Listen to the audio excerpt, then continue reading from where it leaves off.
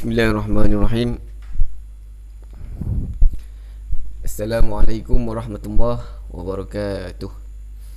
Tuan-tuan dan puan-puan yang dirahmati oleh Allah Subhanahu wa taala sekalian, mari kita memulakan pengajian kita pada sesi kali ini dengan membaca Ummul Kitab Al-Fatihah. A'udzu billahi minasy syaithanir rajim. Bismillahirrahmanirrahim. Alhamdulillahi rabbil alamin.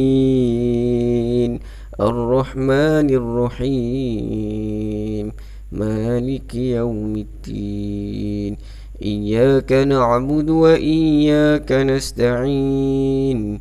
Ihdinas siratal mustaqim. Siratal ladzina an'amta 'alaihim ghairil maghdubi 'alaihim waladdallin. Amin. Bismillahirrahmanirrahim. Alhamdulillah, wassalatu wassalamu ala Rasulillah wa ala alihi wa ashabihi wa mawalah. Amma ba'd. Alhamdulillah, tuan-tuan dan puan-puan, bersyukur kita kepada Allah Subhanahu wa taala kerana Allah Subhanahu wa taala masih lagi mengurniakan kita kesihatan yang baik dan kekuatan untuk meneruskan lagi kelas bahasa Arab ini. Walaupun kita tidak bertemu dalam kelas, walaupun kita hanya bertemu secara maya ini, mudah-mudahan ada keberkatannya dan mudah-mudahan Allah kurniakan kefahaman daripada pengajian kita ini, insya-Allah. Hari ini kita sambung pengajian kita pada surah Yasin ayat yang ke-19. Seperti biasa, mari kita bacakan dahulu ayatnya beramai-ramai. A'udzubillahi minasyaitonir rajim. Bismillahirrahmanirrahim. Qalu ta'irukum ma'akum أَإِن ذُكِّرْتُمْ بَلْ أَنْتُمْ قَوْمٌ مُسْرِفُونَ. Terjemahannya, utusan-utusan itu berkata, kemalangan kamu adalah kerana kamu sendiri. Apakah jika kamu diberi peringatan, kamu bernasib malang? Sebenarnya kamu adalah kaum yang melampaui batas. Baik, sedikit penjelasan. Ayat ini sambungan daripada cerita tentang penduduk kampung yang degil tidak mahu beriman dengan para rasul yang diutuskan kepada mereka. Allah Subhanahu Wa Taala telah utuskan kepada penduduk kampung itu 2 orang rasul mula-mulanya, tapi mereka kata 2 orang rasul itu penipu. Lepas tu Allah utuskan seorang rasul lagi, bagi cukup 3, tapi mereka tetap tak nak terima. Mereka kata, antum illa basyarun, kamu hanyalah manusia. Kemudian mereka kata, in antum illa takzibun, kamu ni hanya menipu saja. Baik, mereka menuduh para rasul itu penipu. Lepas tu mereka kata, kami ni bernasib menalak, kami bernasib malang, kami ni malang sebab kamu, wahai para rasul. Baik, sungguh dahsyat sekali tuduhan mereka itu. Baik, lalu rasul itu menjawab tuduhan mereka. Rasul itu kata, kemalangan kamu, nasib malang kamu, malang yang menimpa kamu, bencana yang menimpa kamu tu adalah kerana kamu sendiri. Takkanlah kalau kamu diberi peringatan lalu kamu bernasib malang. Sebenarnya kamu ni melampaui batas, lebih pula. Baik, untuk memahami makna ayat ni, kita kena berikan contoh sikit. Katalah seorang anak ditegur oleh ayahnya. Ayahnya tegur anak perempuannya yang keluar dengan boyfriend, tak tahu siapa kan. Ayahnya tegur, ayahnya kata boyfriend tu penipu saja, nanti dia akan menipu kamu. Tapi anak perempuan tu tak nak dengar. Lalu tiba-tiba memang betul yang dikatakan oleh ayahnya benar, boyfriend tu penipu saja. Boyfriend tu telah melarikan duit anak perempuannya. Baik, jadi anak perempuannya telah kehilangan duit, kena rembat dengan si boyfriend tu. Tiba-tiba anak perempuan tu menyalahkan bapaknya pula yang bagi nasihat. Itu adalah satu sikap yang sangat tak elok lah, sangat melampaui batas. Sepatutnya dia sedar diri lah. Bila dah berlaku perkara tak elok tu, sepatutnya dia sedar diri, dia insaf. Tapi si anak perempuan tu menyalahkan bapa yang menegur dia pula. Baik, jadi kat situ si anaknya boleh dianggap telah melampaui batas yang sepatutnya. Begitulah perumpamaan untuk penduduk kampung ni. Mereka menyalahkan para rasul pula. Mereka menyalahkan para rasul yang beri peringatan. Itu satu perkara yang sangat-sangat dahsyat lah. Kita kata melampaui batas. Penduduk kampung itu telah melampaui batas yang sepatutnya. Baik, mudah-mudahan kita tidak jadi degil seperti mereka ni lah.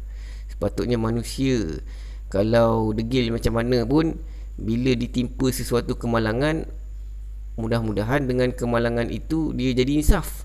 Tapi ada orang bila dia degil tak nak dengar, lepas tu berlaku sesuatu kemalangan, benda yang tak elok, dia tetap tidak mahu insaf juga. Mudah-mudahan kita tidak jadi seperti itu. Mudah-mudahan ahli keluarga kita tak ada yang jadi degil sampai tahap ini.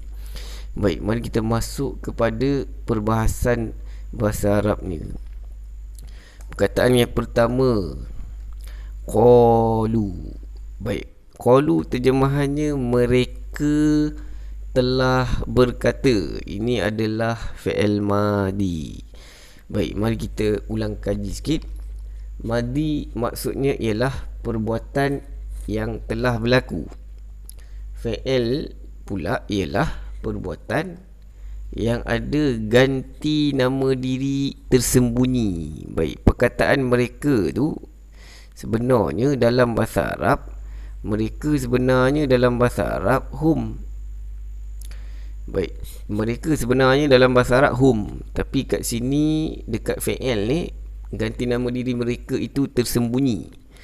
Tapi ada tanda. Tanda dia ialah waw alif. Waw alif tu tanda ganti nama diri mereka. Baik, orang Arab kata ganti nama diri kalau tersembunyi dekat dalam fi'il ni, fungsinya ialah pelaku. Mereka kat sini yang telah berkata, mereka kat sini pelaku. Dalam bahasa Arab, orang Arab panggil fa'il. Baik, seterusnya perkataan yang berikutnya, ta'irukum. Terjemahannya kecelakaan kamu. Baik, perkataan ta'iru terjemahannya kecelakaan, dia adalah kalimat isim. Kemudian kum kamu. Kum kamu tu ialah ganti nama diri melekat. Baik, dalam bahasa Arab kalau jumpa isim dengan ganti nama diri melekat, baik, ada dua isim tu, dia adalah berpasangan. Dia pasangan mudhaf dengan mudhaf ilaih. Ulang lagi sekali. Kalau jumpa isim dengan ganti nama diri melekat, confirm itu pasangan mudhaf dan mudhaf ilaih. Baik, mudhaf ni isim yang umum. Perkataan kecelakaan ni umum. Baik, kamu kat sini mengkhususkan perkataan kecelakaan. Dekat sini kamu ni dia berfungsi sebagai mudhaf ilaih. Baik, seterusnya perkataan yang berikutnya, ma'akum. Terjemahannya bersama kamu. Baik, ini sama macam tadi juga. Ma'a isim, kum tu ganti nama diri melekat. Orang Arab panggil domir muttasil. Baik, kalau jumpa isim dengan ganti nama diri melekat, confirm itu pasangan mudhaf dan mudhaf ilaih. Baik, ulang lagi sekali. Mudhaf ni isim yang umum. Perkataan bersama dekat sini umum. Kalau saya kata saya nak makan bersama, orang akan tanya saya, nak makan bersama siapa? Saya nak pergi bersama. Bersama siapa? Bersama tu umum. Lalu ditambahlah isim selepas dia. Baik, kat sini ditambah ganti nama diri. Ganti nama diri kat sini berfungsi sebagai mudhaf ilaih. Orang Arab kata kalau ganti nama diri itu selepas isim, ganti nama diri itu jadi mudhaf ilaih, ganti nama diri itu mestilah ganti nama diri melekat. Baik, kamu kalau tak melekat, antum. Kamu dia punya ganti nama diri tak melekat, dia antum. Kalau melekat, kum. Baik, kalau saya kata kamu adalah orang Islam. Antum muslimun. Kamu kalau duduk kat depan kena guna antum. Kamu adalah orang baik. Antum solihun. Kamu adalah orang-orang beriman. Antum mukminun. Baik, kamu kalau duduk kat depan, kalau jadi subjek kena guna antum. Tapi kalau kamu tu kat belakang, selepas isim, yang tu kena guna ganti nama diri melekat, iaitu kum. Contohnya, buku kamu, kutubukum. Rumah kamu, baitikum. Masjid kamu, masjidukum. Kepada kamu, ilaikum. Ke atas kamu, alaikum. Ulang lagi sekali, kamu kalau duduk kat depan, dia jadi subjek, kena guna antum. Kalau dekat belakang, kena guna kum. Baik, seterusnya in. Ada dua patah perkataan ni. Yang pertama, adakah. Kemudian in terjemahannya jika. Baik, adakah haruf tanya. Adakah ni haruf tanya.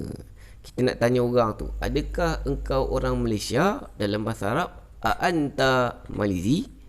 Adakah kamu orang Malaysia? Antum Maliziyun. Baik, seterusnya in.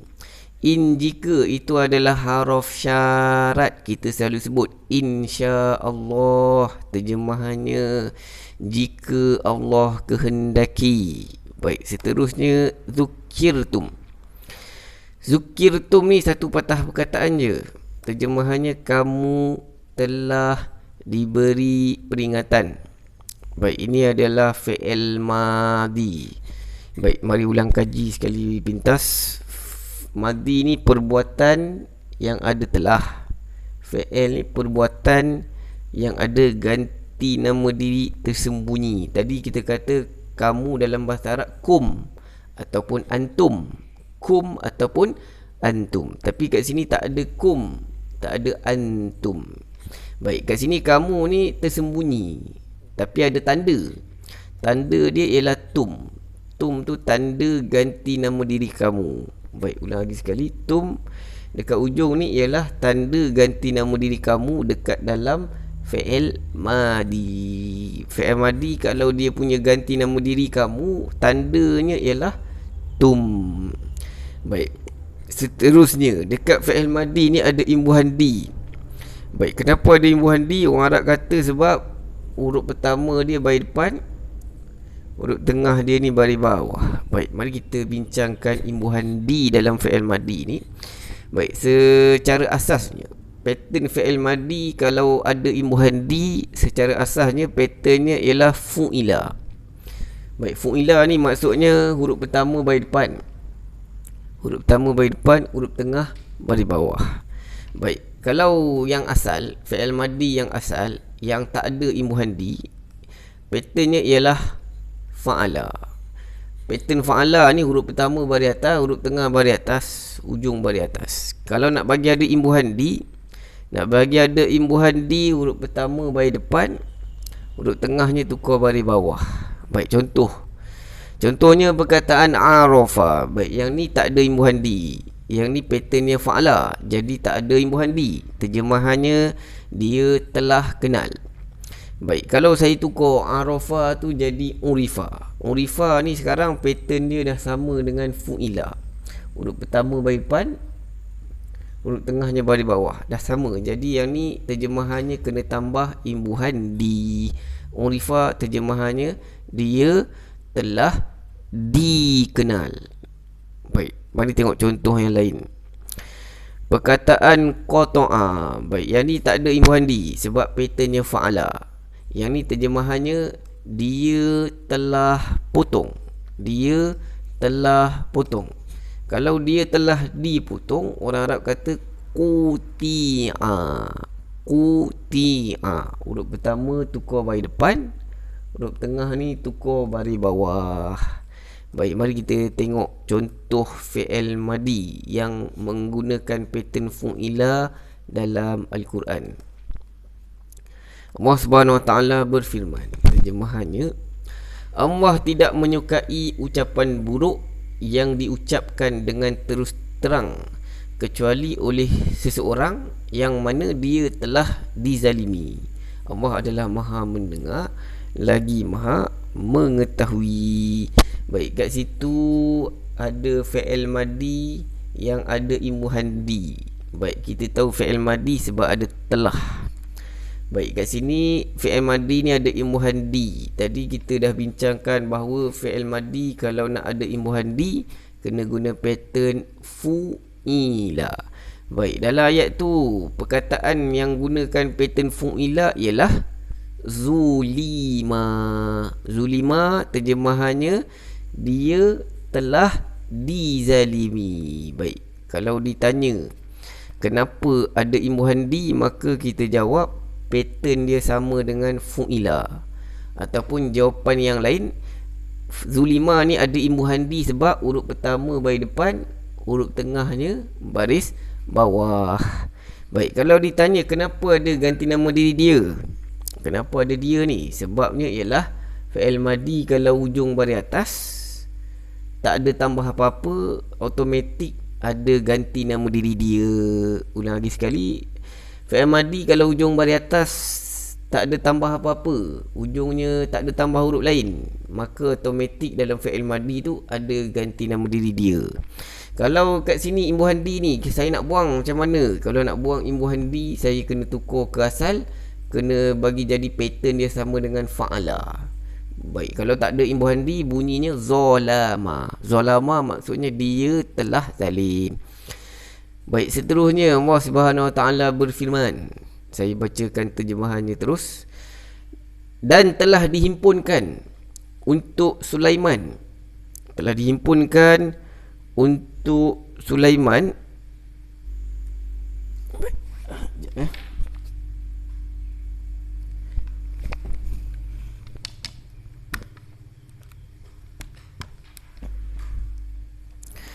Baik, dan telah dihimpunkan. Sekejap, tiba-tiba dia menghilang pula.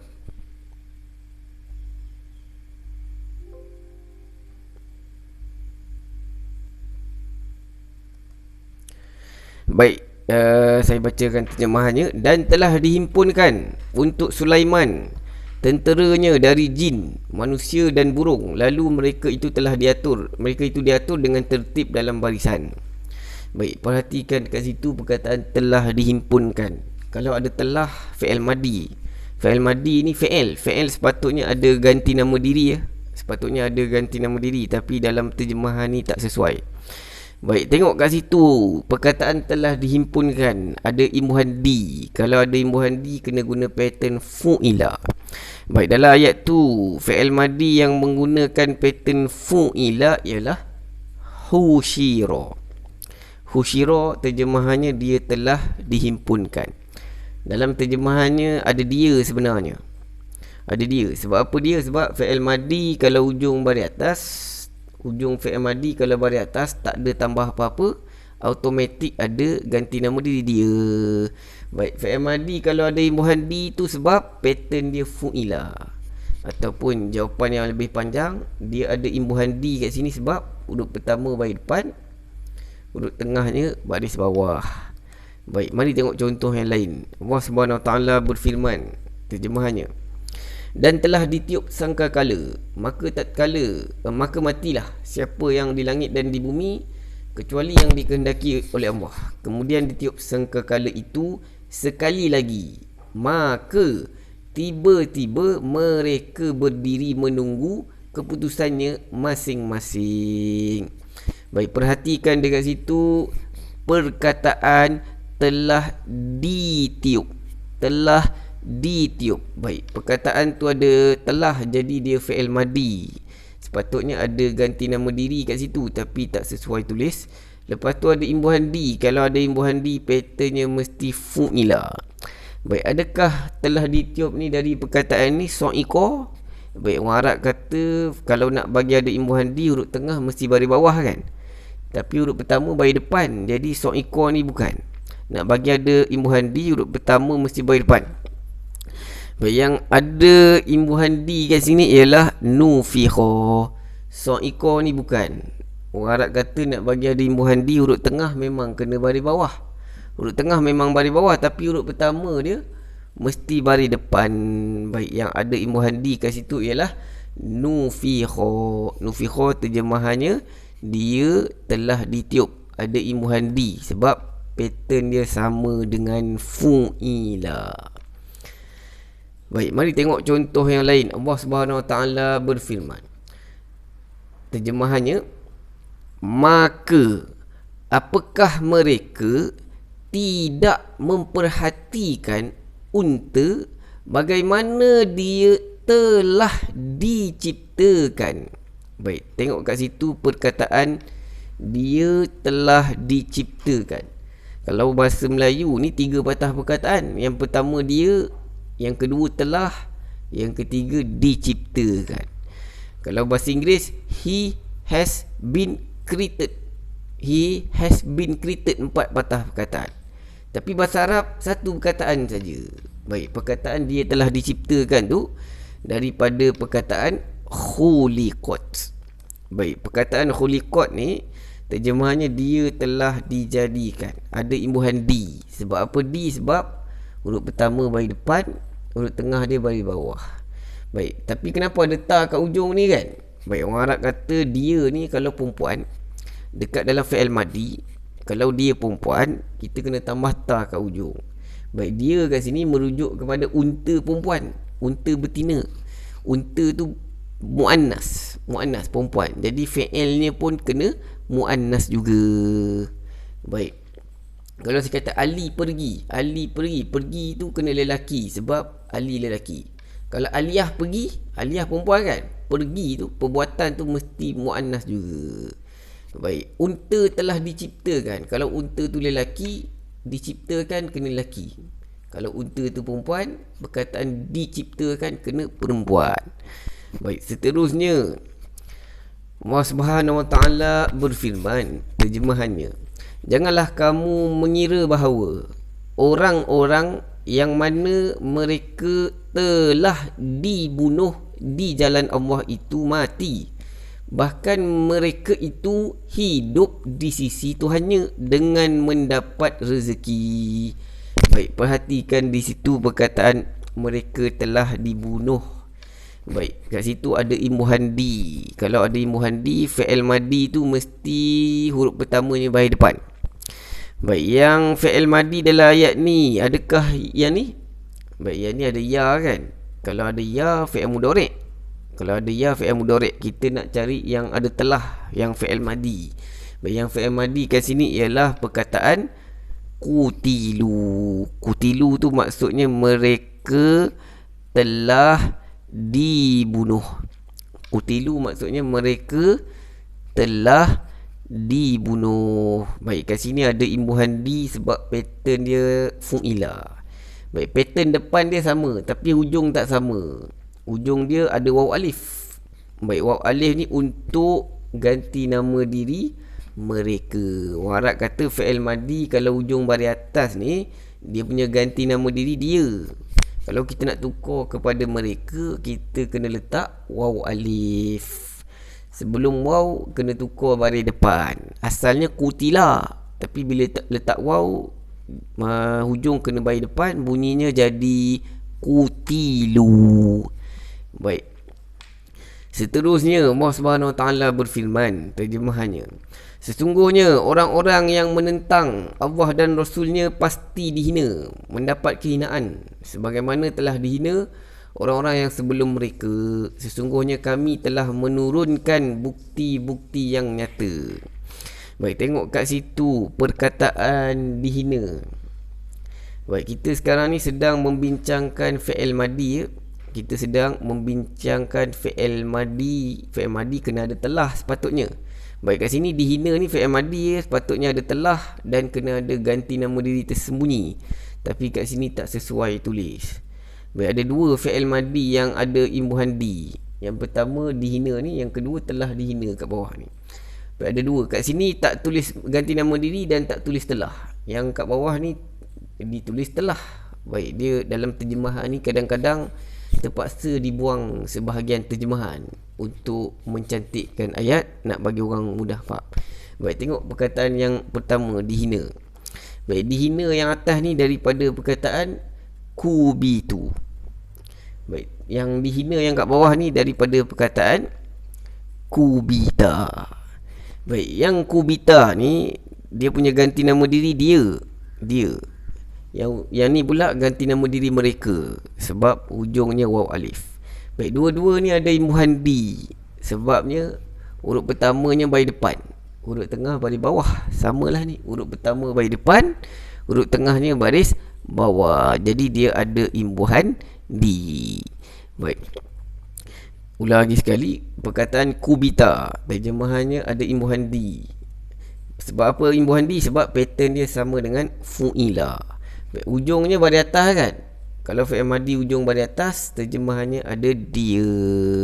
Kalau yang tu terjemahannya ada ganti nama diri mereka. Sepatutnya ada ganti nama diri mereka kat sini, tapi kat situ tak sesuai tulis terjemahan mereka tu. Baik, seterusnya Allah Subhanahu Wa Taala berfirman, dan Sulaiman dia telah mewarisi Daud, dan dia telah berkata, hai manusia, kami telah diajarkan tentang suara burung, dan kami telah diberi segala sesuatu.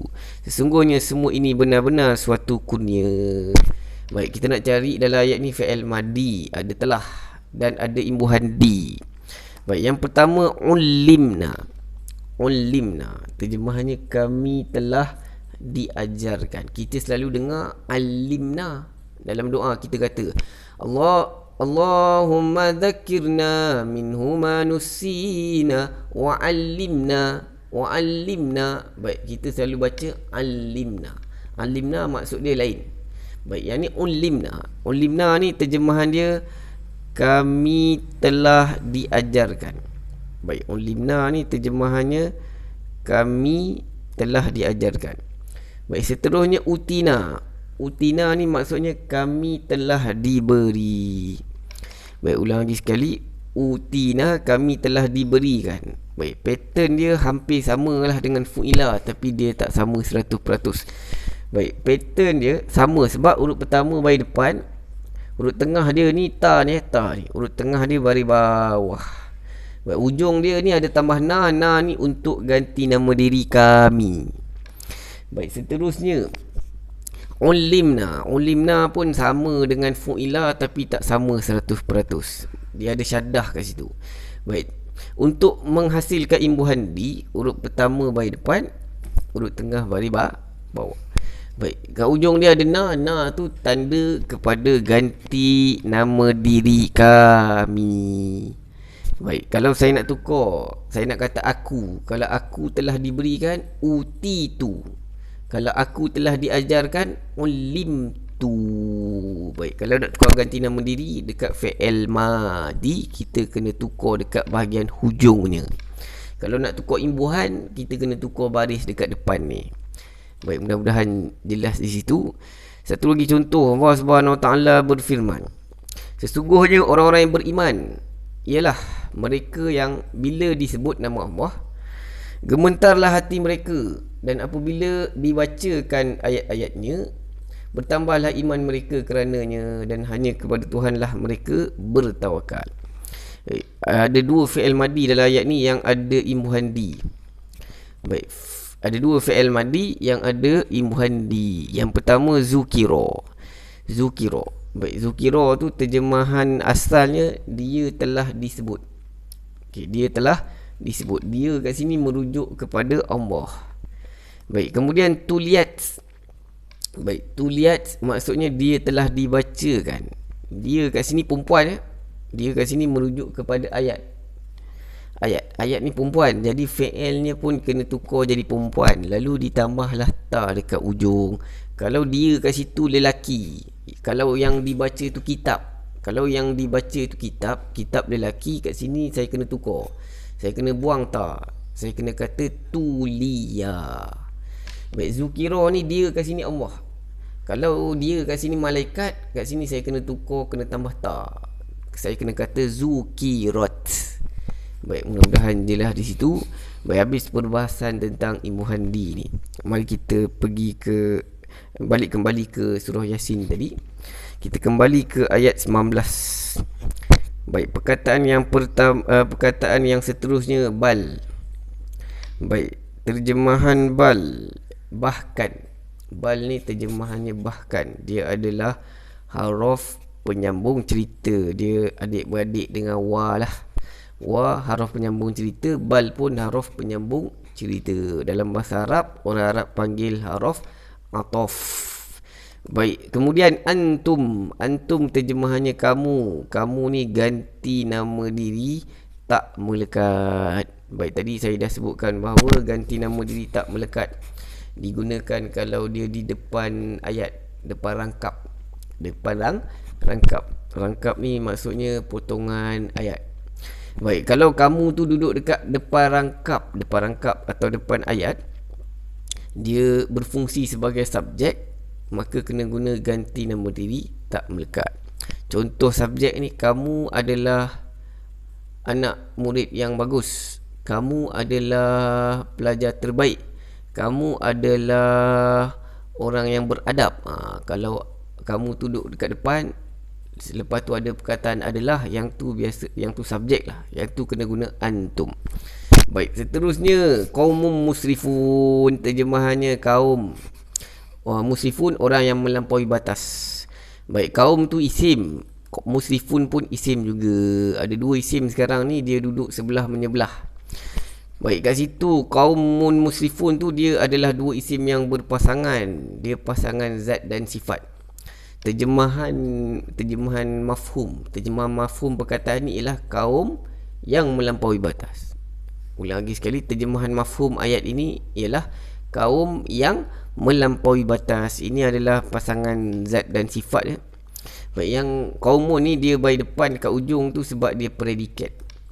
Okay, dalam ayat tadi kita kata antum ni subjek. Antum ni subjek, kaum ni predikatnya. Predikat dalam bahasa Arab pada ujungnya kena by depan. Baik, yang musrifun tu pula itu jamak. Musrifun tu jamak muzakkar salim. Jamak muzakkar salim ni dia punya ujung dia ada tanda. Tanda dia una ataupun ina. Baik, una ataupun ina. Orang Arab kata kalau ina ni dia mewakili baris atas atau bawah. Ina ni mewakili baris atas atau bawah. Maksudnya kalau jamak muzakkar salim tu kena baris atas, kita kena letak ina. Kalau jamak muzakkar salim tu kena baris bawah, pun sama, hujungnya kita kena letak ina. Tapi kalau jamak muzakkar salim tu kena baris depan, kalau kena baris depan, dekat ujungnya kita kena letak una. Baik, kat sini jamak muzakkar salim ni dia jadi sifat. Sifat kena